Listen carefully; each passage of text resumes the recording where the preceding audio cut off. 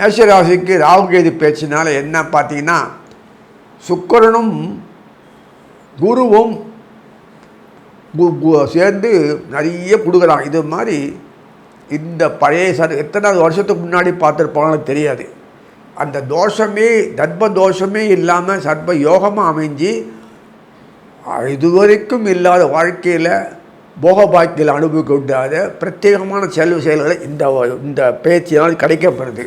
அதனால் இவங்களுக்கு கைகாய ஆட்டு உட்கார்ந்துட்டு சாதகமான முறையில் அமைப்பு கிடைக்கிறதுனால யோக பாக்கியங்களை அதிகமாக இவங்க தான் பெறுறாங்க.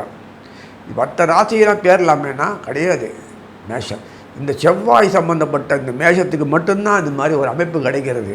இந்த மாதிரி அமைப்பு இது வரைக்கும் வந்திருக்காதுன்னு நினைக்கிறேன். எனக்கு தெரிஞ்சு 60 வருஷத்துக்கு முன்னாடி வந்திருக்கும். இந்த மாதிரி யோகம் இப்படி வரும். சர்ப்பங்கள் நவகிரகமே இல்லையே, எப்படி வருது கேட்பீங்க. சர்ப்பங்கள் நவகிரகம் இல்லை.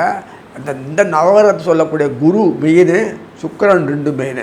இந்த மேஷத்துக்கு மாத்திரம் குரு சுக்கிரன் 2 பக்கத்தில் முக்கியம். அதனால் எவ்வளோ அமைப்பில் ஒரு பிடிச்சி செய்யறான்னா கண்கூடாக நீங்கள் மேஷத்துக்கு சர்ப்பத்தினால பெரிய யோகம்